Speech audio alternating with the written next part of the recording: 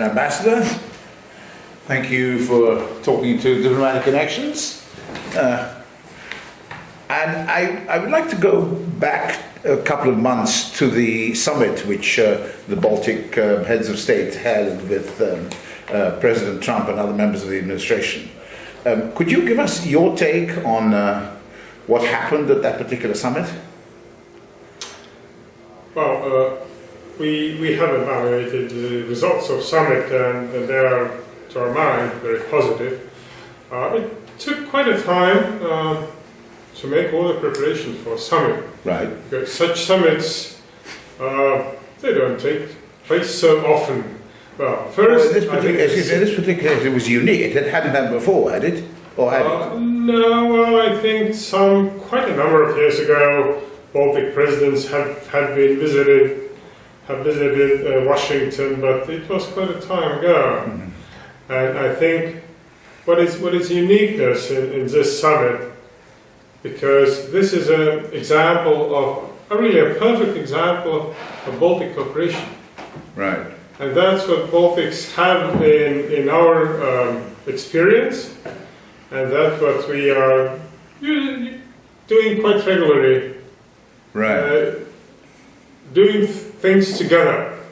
Well, we started to do things together 30 years ago when we started our independence movements. Your second independence? In 88. Yes. And it has proved as a really good experience and a very efficient one. So this summit, of course, had some kind of symbolic meaning. Of course. Meaning of it took place in the year of Centennial. Mm-hmm. It was very strongly related to Centennial, and it reiterated the long-lasting relationship between Baltic states and United States, and very particular place United States has in its policy. United States has for Baltic states.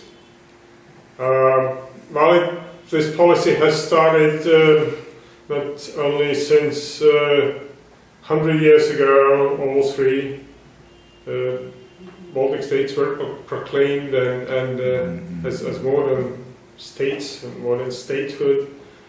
But at that time, in the first years, the United States has offered quite extensive assistance program for young states.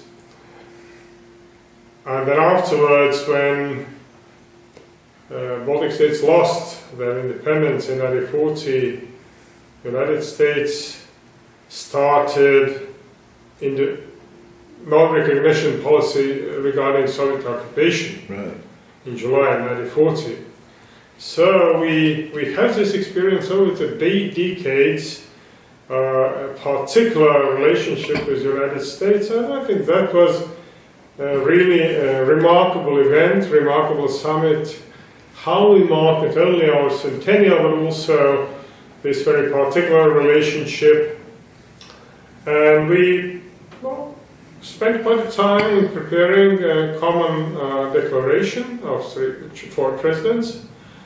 And this declaration made an outline not only of very close cooperation in all the security issues, security policy, defense policy between the United States and Baltic states, but also put an emphasis on economic cooperation, on people-to-people contacts, educational projects, media projects, well, all the issues that are relevant for today. So we find that summit was, it was the biggest political event of the year, I would say, the year of centennial in Baltic and US relationship. In the run-up to the summit, your president said, and I quote, that the Baltic states expected from it a very strong political message from the US expressing support for strengthening Baltic security and expressing once again support for the independence of the Baltic states. In your view, did the Baltic states actually get that assurance? I think we got it. We got it, and we see how these results of summit and the common declaration is being implemented, and we see that this year Congress endorsed additional funding for Baltic security, for defense issues, for 170 millions. It's quite an amount. For the Baltic states? Yes. And well, we see how closer and closer we are cooperating with the United States. Just Latvia agreed with the United States to purchase a few more Black Hawks for Latvian defense needs. Well, we are cooperating very strongly indeed. In terms of your equipment in the military, presumably you still have quite a lot of it which came from Russia. No, we don't have. You don't? No. Well, our equipment, our armament is based on NATO standards, not on Russian standards. But I was We just don't thinking, have it. I was just thinking that, it No. might be left over from your previous. No, we never. Well, maybe in the very early 90s we had something, but it's a history. But in terms of that, We don't that have- supply line, you're cut No. off, yes. And the other thing that the reason why I quoted your president is that, there is a certain amount of skepticism elsewhere in Europe about whether the Americans will step in should the occasion arise with the so-called Article 5. You don't share that skepticism. Well, just to the previous question, and just remember, oh yes, we have, I think, few helicopters of Russian production, but it's not coming from old times, but they are Okay. purchased more or less recently, well, just for use in for military or civil purposes. Regarding NATO, I think we have had many discussions going across NATO member states. In particular, before American elections and after, about the role of NATO. Well, that's one part is discussion about it. Other part is decisions made by NATO. And NATO has been very consistent in its decisions, starting from NATO summit in Cardiff in Wales, then later on in Warsaw in Poland, and now in Brussels. All the decisions have been very consistent to strengthen European security, to improve NATO efficiency, NATO chain of command, improve locations and cooperation between NATO countries, carrying out projects like enhanced forward presence, and we have, after NATO summit decisions, and according to NATO summit decisions, we have had stationed NATO troops in Baltic states. Latvia, Canada is leading country, in Estonia, UK is leading country, in Lithuania, Germany is leading country, in Poland it's US. The US. Yeah. And that's something real. NATO's troops on the ground, these NATO boots on the ground, that's a real guarantee for the regional security. It's for Baltic states, it's for Poland, and that's a proper response to all the challenges coming from actions by Russia. At the same time, NATO is keeping and staying this dual-track approach. On one hand, implementing policy of deterrence. On the other hand, keeping door open for dialogue with Russia. Right. That's how we work. Apropos of the NATO presence in Latvia, the lead country is the United Kingdom.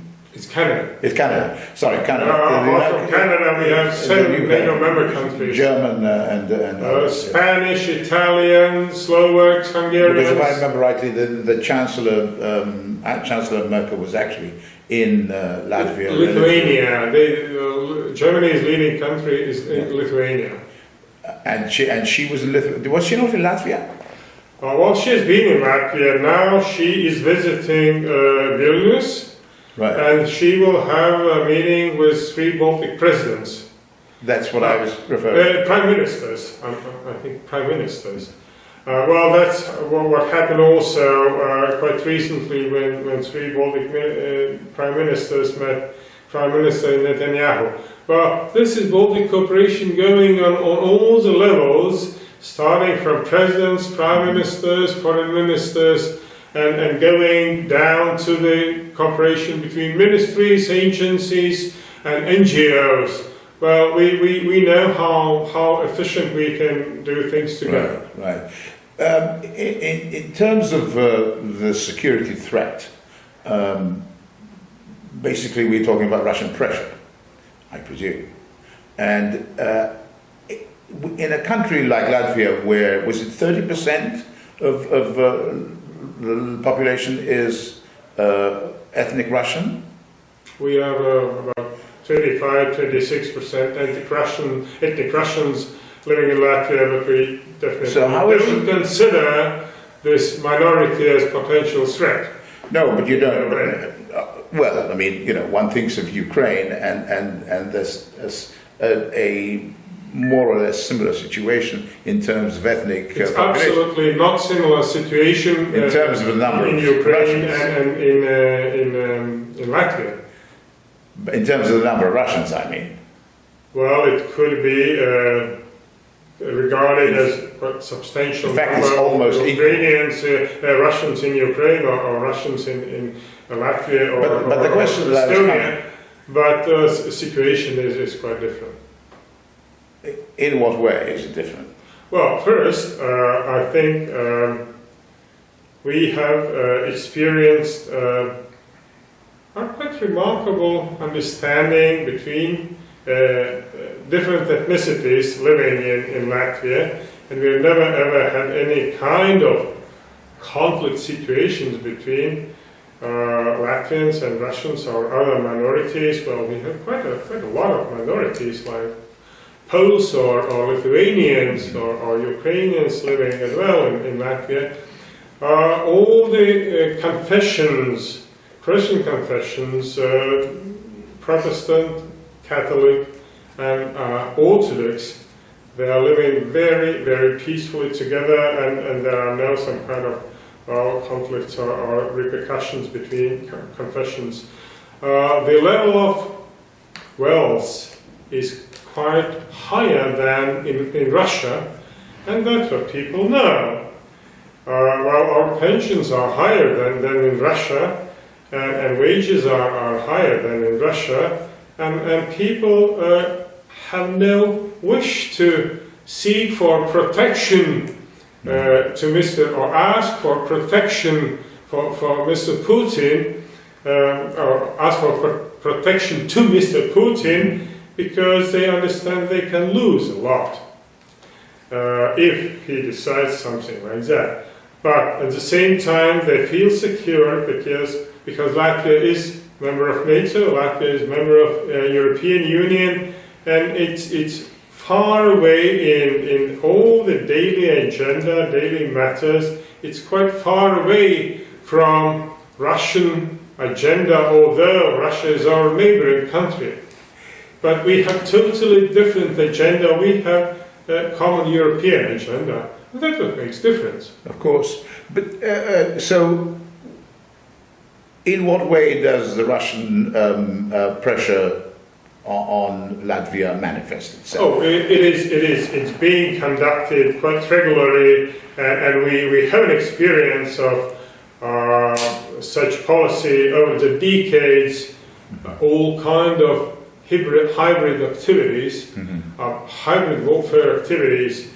Well, we know it, and Russia, through its traditional media, has done it a long time ago, all the nearly 30 years of our independence, and we know it and we are prepared for it.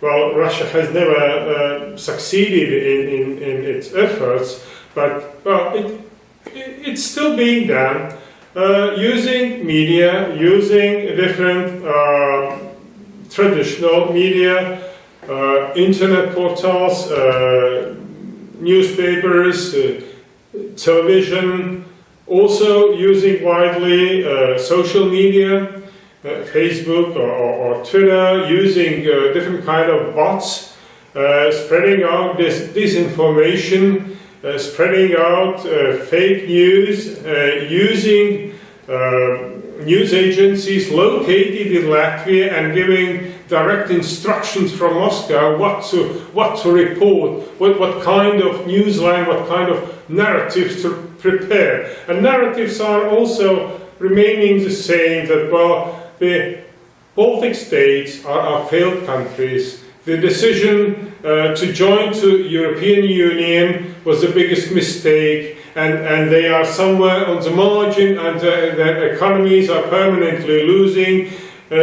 Decision to join to NATO, it's absolute mistake, because only Russia can give wealth to Baltic states, can give prosperity to Baltic states, and to give security to Baltic states. Well, that's a basic narrative that being in that or other way proposed by Russian media, by social media, and this is all the part of hybrid warfare, but we know about. Yes. And our journalists are doing a remarkable job discovering all the mechanisms, how these news are being produced, how they are being prepared, how they are being spread out, what are the means, and well, what are the sources. And they are regularly making research how these hybrid warfare activities are being prepared. In particular now, when Latvia is approaching to its parliamentary elections, we will have elections just after a month, on October 6th. And of course, the activities are coming from Russia, Russian information space, are increasing, and well, we know it, and we knew it, that it will happen. We are in good contact with biggest media company, with biggest social networks like Facebook or Twitter, and we have established direct contacts in order to be able to react quickly and swiftly on different kind of appearances of fake news in these social networks. So we are prepared, and the best answer to all kind of hybrid warfare activities is education. Right. And critical thinking. Well, that's what Latvians are enjoying. That's what our experience shows, the importance of critical thinking, of importance of understanding how fake news are being produced, how robots are being used, how this information is being spread out, and we are, well, I would say, not ideally, but we are quite well educated on these matters. So what you're saying is that there's actually a sort of continuing media battle between the Latvian media. That's ongoing. Yeah, it's ongoing. That's really ongoing. But well, at the same time, well, if we talk about hard security, Baltic states and Latvia, we feel we are safe. And we are really safe in long-term understanding, and we are safe for our development, we are safe for investments, we are safe for making long-term business, because we are members of NATO, and we know that Russia respects very much borderline separating NATO territory and Russian territory, borderline separating European Union territory and Russia territory. So this is a line, and Latvia has signed and demarked its border with Russia. It's finished. The border demarcation process is finished. We finished it a year ago, and each meter of our common border is very strongly marked and it's safe. It is also some way how to increase Latvia's security, to have a strong and clear border between Latvia and Russia. Do the Russians still overfly Latvian space from time to time? And they usually have never done it. They've never done it? No.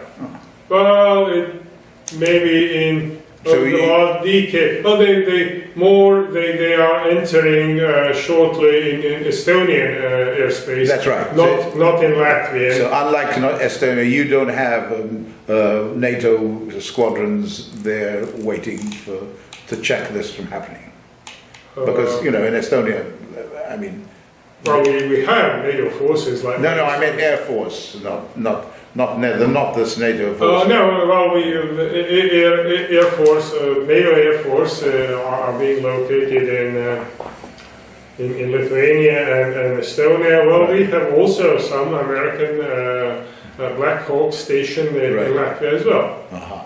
So, given the propaganda that the Russians, attack you with on a more or less continuous basis, it seems, what are your actual official relations with Russia? Well, relations with Russia over the last 30 years are going up and down, and they have become warmer and not so warm. And Latvia and our Baltic neighbors are permanently somewhere in the top group of Russian enemies. Well, the enemies, notion of Russian enemy, that being regular surveys made in Russia, who is the Russian enemies, and countries are changing from friends. Well, you can be a friend, and then you can land as an enemy. Well, for instance, Ukraine has been considered as Russian friend now. Ukraine is scoring among the biggest Russian enemies. I see. Well, United States are permanently scoring on the top places for Russian enemies. When I came to Moscow and started my job as Latvian ambassador to Moscow, there was a fresh survey where Latvia was scoring with some 49% of Russians, or about half, were considering that Latvia is an enemy of Russia. Right. Well, Latvia is still somewhere in the group, but now I think the last survey shows it's about 23%. Well, still quite a part, but it's not so much.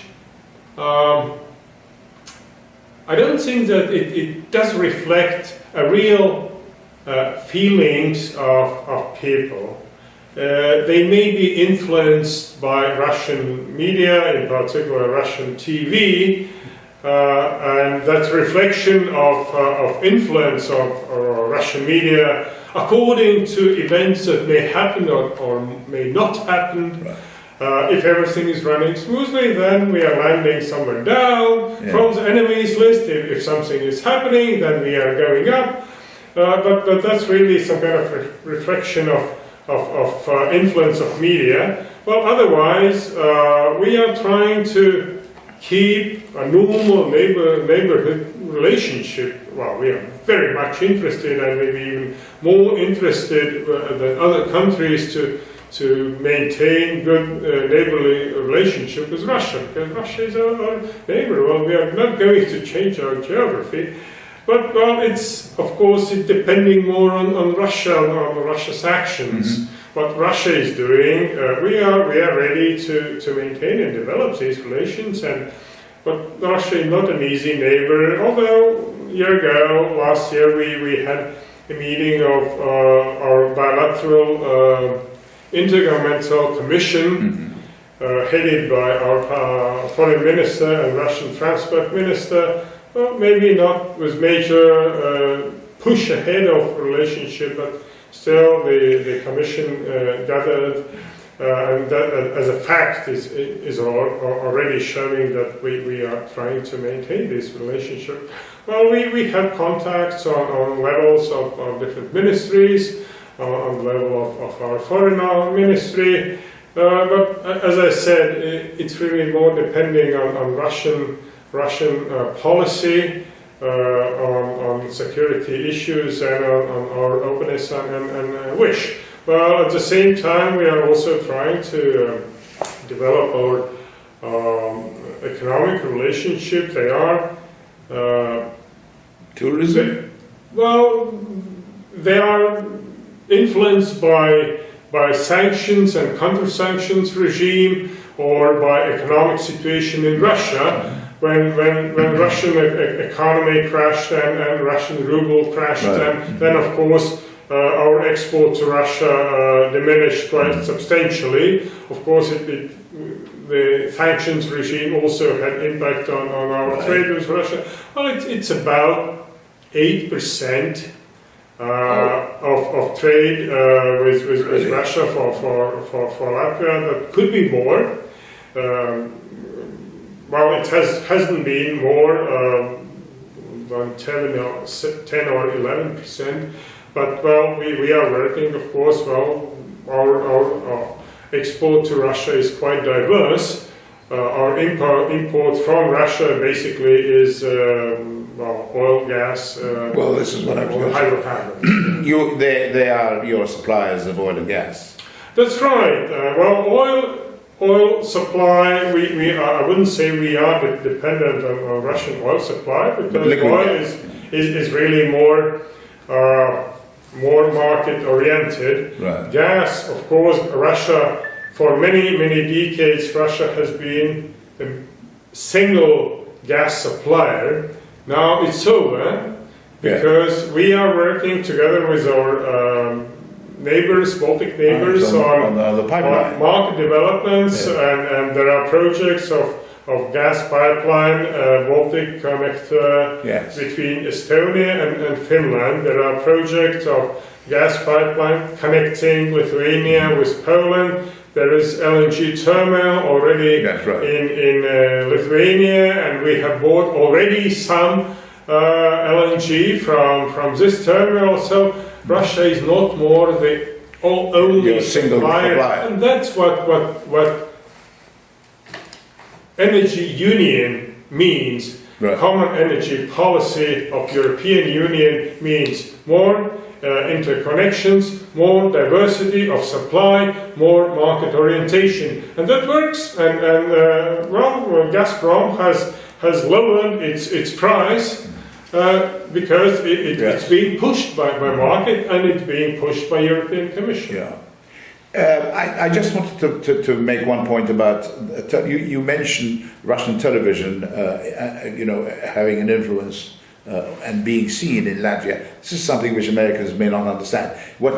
In other words, Russian television has a strong signal, and it crosses the border, basically. Well, Latvia is free and democratic country, and we don't put any limits on media.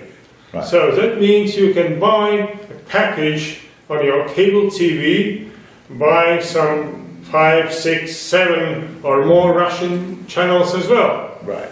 And people are free to watch. At the same time, well, we do think about those people who want to see television programs in Russian, and one of 2 Latvian national TV channels is a part of its programs is preparing in Russian. It's news, it's talk shows, it's analysis, it's discussions, and Russians living in Latvia, those who prefer to watch TV in Russian, they have an option to watch. There's a Russian language channel. Yes, I see. Yes, and that's alternative for them. Well, that's not. They have an option to choose. Right, but it's not a bilingual country. That's our national. No, but nationally, you're not a bilingual country. I mean, Latvia is your language. Latvian is your language. Official language in Latvia, and although there are a number of schools that Oh, for absolutely. ethnic minorities who are teaching, well, not only in Russian, actually in 8 languages. Apart from Russian, Polish, kids can get education also for some subjects in Ukrainian, in Polish, in Lithuanian, in Estonian, in Jewish. It's quite a number. Latvia is multi-ethnic, has a multi-ethnic population, but I would say all the population is living quite peacefully together. Well, crossing the Atlantic, how would you characterize the bilateral, I mean, you've already spoken a bit about this earlier, but how do you characterize the Latvian bilateral relationship with the United States? Well, it has been very strong, it is very strong, and I would anticipate it will remain very strong. Very particular relationship.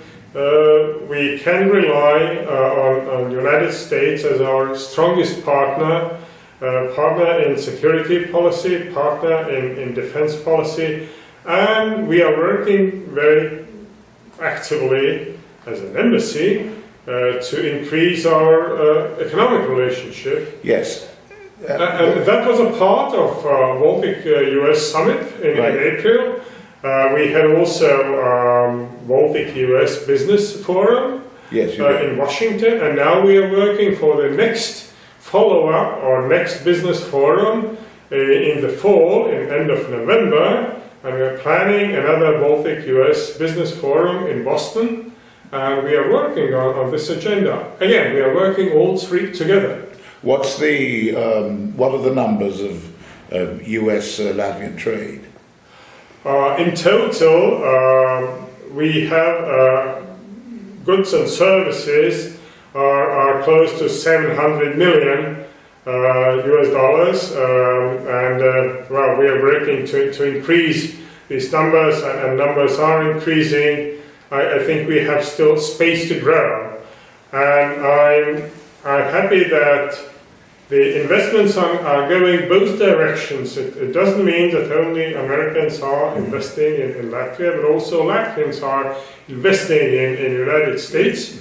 When I came 2 years ago to Washington, I visited quite a big production site for Latvian print company who settled in North Carolina, and now it's working with full speed. What is the name of the print? It's called Printful.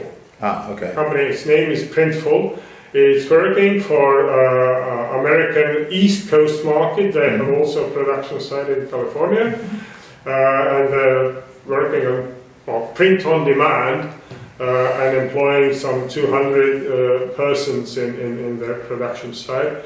And just in April, only a week after the Baltic Summit, I was present also at the inauguration of another Latvian production site. It's glass fiber production of Valmiera Glass. The mother company is located in Latvia, and they invested some 100 millions and opened fiberglass production for all the sophisticated materials for big companies, for American space industry, air industry, or building and construction industry, according to needs.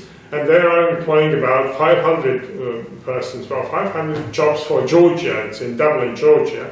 So I see that these investments are going back and forth and in both directions, and that's what embassy is working for. And presumably there's a Latvian diaspora that you keep in touch with. Oh, very much so. Our diaspora that we are counting around 100,000, mostly the post-war refugees who came to US in the 50s or late 40s. The biggest centers are here in Washington, in New York, in Boston, in Philadelphia, Chicago, of course, and LA, San Francisco, Michigan, Grand Rapids, Kalamazoo, Cleveland. Well, I could name and name, of course. Latvians are quite dispersed across United States, and they are well organized, they're very active. It's very wealthy diaspora, it's very wealthy community. I think they are really the second wealthiest after Jewish community. They're really very active and quite wealthy, and they're maintaining very strong links to Latvia as well. Is there what I would call a reverse migration now that, a later generation of Latvian Americans who want to go back? There is. I wouldn't say it's very big, but there is a re-immigration, and it happens mostly either among very old generation, old people who want to come to Latvia, come home, or young generation, youngsters who have visited Latvia, who have seen Latvia, and they have been really strongly encouraged to start something in Latvia. That's well, those who are in 20s or 30s, those are taking this challenge and moving from US and starting something in Latvia. Well, for instance, we have in our foreign ministry, we have quite a number of colleagues and ambassadors coming from our diaspora.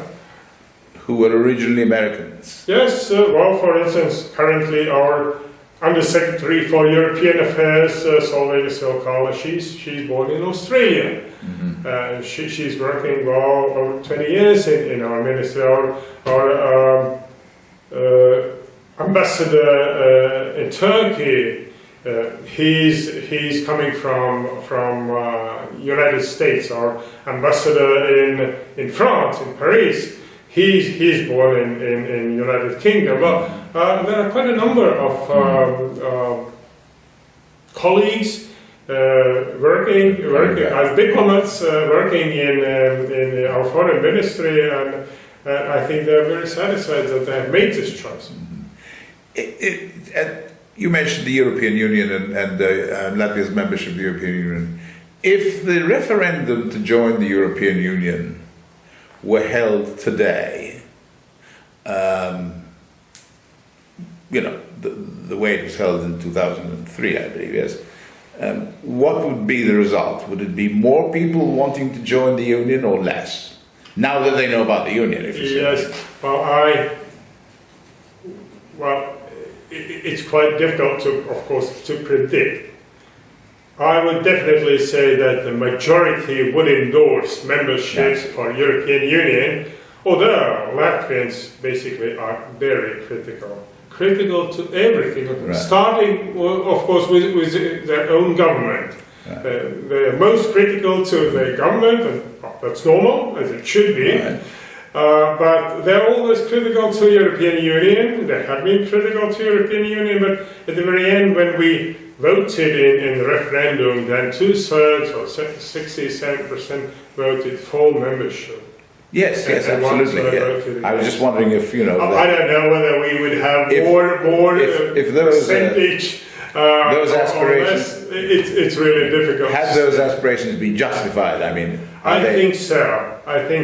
With all the critical minds, with all the discussions about development of European Union, and that's a permanently going process in European Union, and permanently somebody who says that this is an end of European Union. Right. On the other hand, there's somebody who says that, the rumors about the death of European Union are strongly exaggerated. But that's a permanent process, because the integration process of deeper integration of European Union member countries is ongoing and developing. Absolutely. And new situations are arising, but at the same time, we have over 20 years, we have Schengen free zone, so the whole generation has grown up not knowing what does it mean borders between European countries. They just don't know where the borders are. But we have already over 15 years or more, soon will be 20 years of common European currency, euro, and it has had such enormous impact for European business, because you can avoid any kind of exchange rates and calculate something. Well, you just use the same currency everywhere, and Latvia is a part of Eurozone, and of course having a trade about 70% with European Union. Oh, that's of course, what it is, it stimulates very much. I was going to ask you that Latvian economy. Yeah.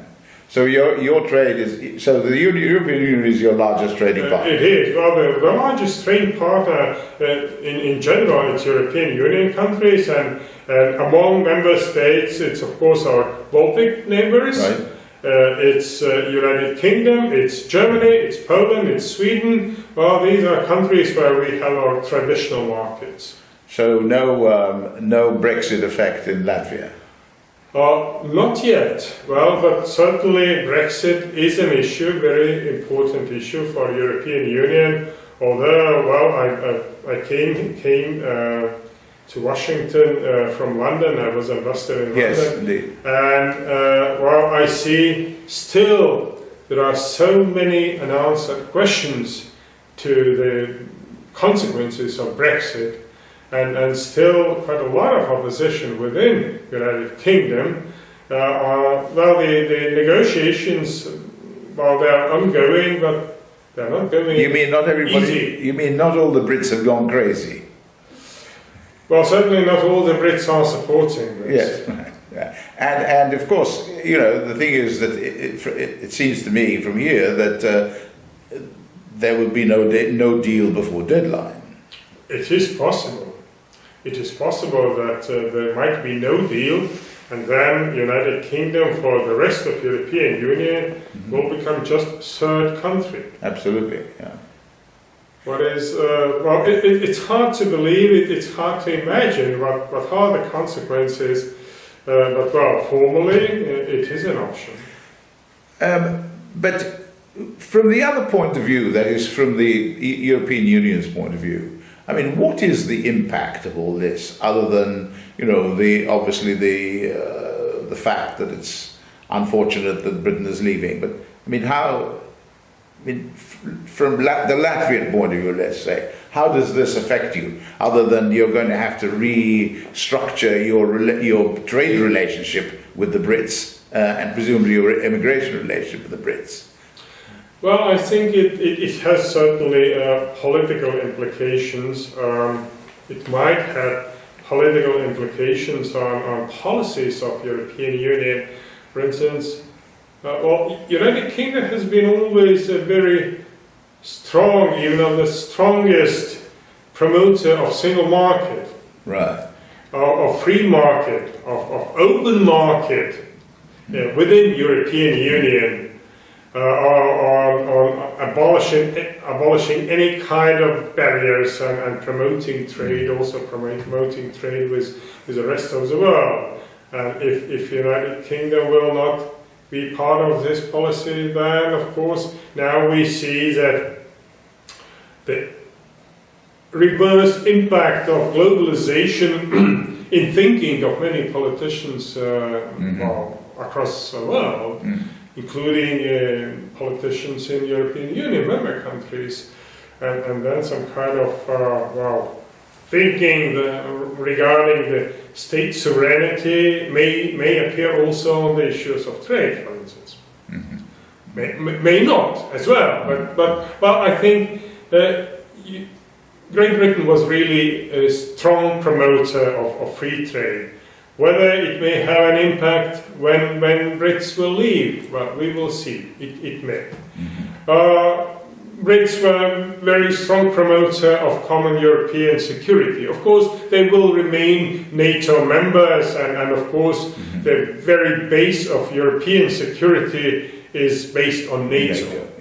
And NATO is the backbone of European security, although today we may have some discussions about our European army and European separate arrangements, but I think it's impossible.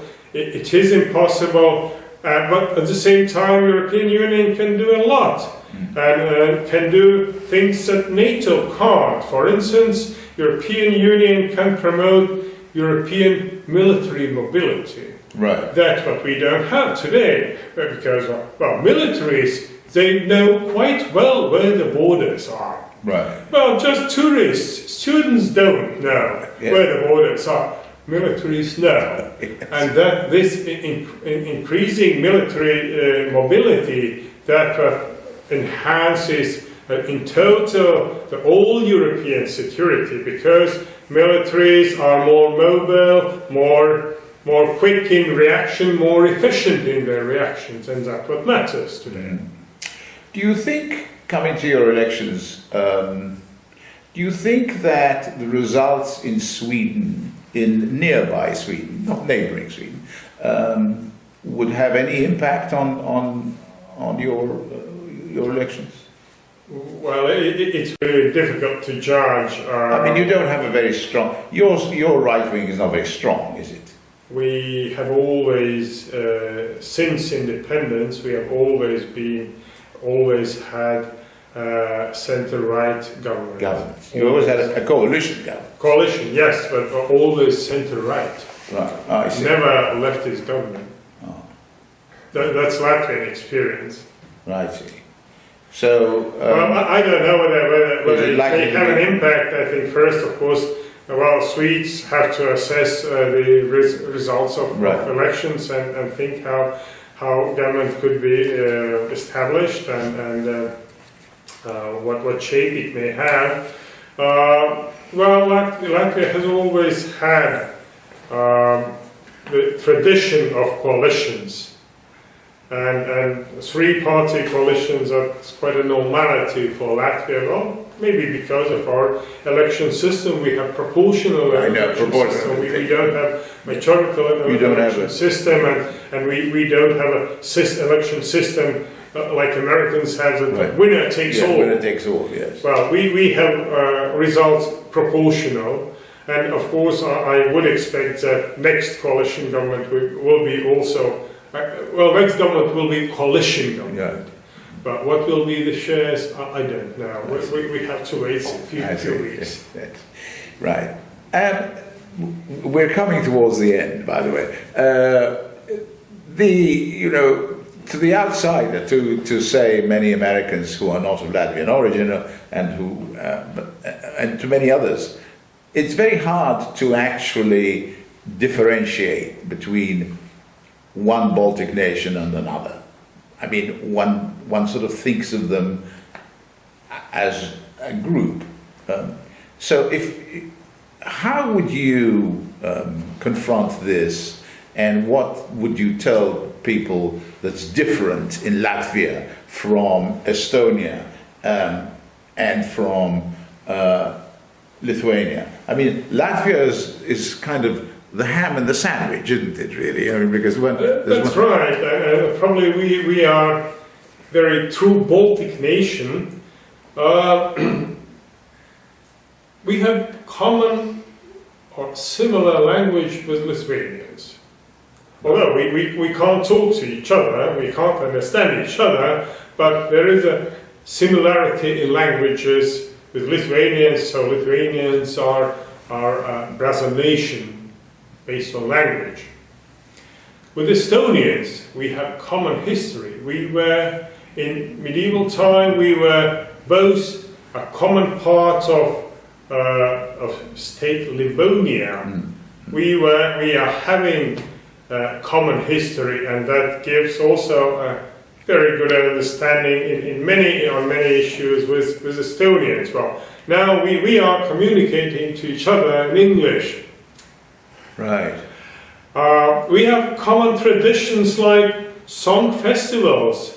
All three nations had something absolutely unique Baltic experience going back 150 years ago. And still, every 5 years, all three nations are celebrating huge song festivals. Like last summer, we had it in Latvia, and next summer, Estonians will have this song festival. Oh, it moves from one. Well, it's Estonian song festival is for Estonians basically, and Latvian is for Latvians, and Lithuanian is for Lithuanians. Although we have common folklore and song festivals among all three nations called Baltica. And this is a festival that's moving around. I see. We have also student song festivals moving around three nations and three countries. Well, there are a lot of similarities. There are a lot of common structures. There's a lot of common cooperation projects between all three nations. And of course, on big issues, we are working together. That's what we know. We have a good know-how how to do it. Well, at the same time, we are not Baltic Triple.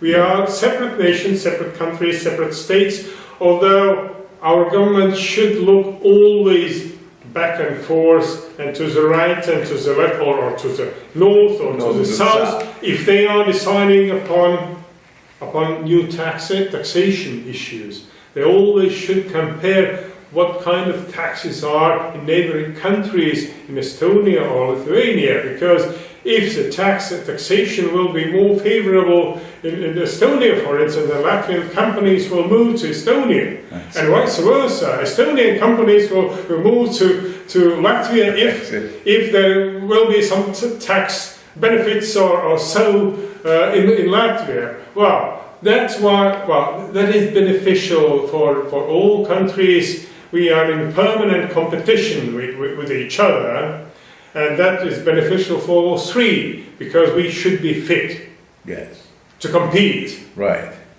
What is different, what is similar? Well, I think Baltic Sea is similar, or Baltic Sea is common for us. Right.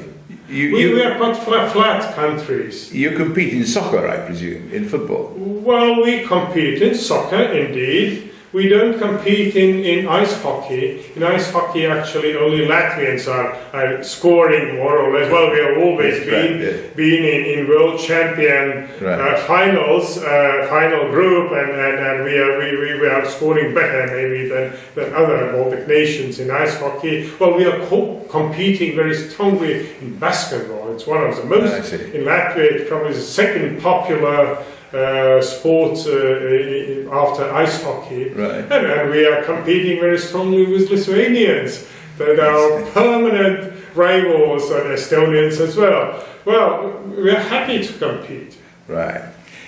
So you actually, judging from the career, unless I missed something here, this is your first Washington, unusually for an ambassador, by the way. This is your first Washington posting, is it not? That's right. So, what, now that you've been here 2 years? Yes, 2 years more. What advice would you give to an incoming ambassador about how to go about his business in Washington, D.C.? Well, probably I would tell that American colleagues are very open-minded and open for contacts. Of course, America is a huge country, and departments are quite big as well. And it's maybe not so easy in a big country to approach highest officials. Well, for instance, ambassadors residing in Latvia or Estonia or Lithuania, it's much easier for them to approach Latvian ministers than here to approach secretaries. At the same time, well, we have very intensive contacts with State Departments, with other departments, and I would tell my colleagues that colleagues here in Washington are really very, very professional, open-minded and open for contacts. I would tell that political thinking in Washington is on the top level. If I'm thinking about all kind of think tanks located, that the density of think tanks in Washington probably is the highest in the world. of really the top quality think tanks. And of course, I will tell, if you want to know the country, if you want to know people, go out of Beltway as many times as possible. Because Washington still is not America. America is a big country, and people are different. And doing business in America, you should travel a lot. Be prepared for a lot of traveling across the country. But maybe in short. Mr. Ambassador, thank you very much for this conversation. We very much appreciate it. Thank you.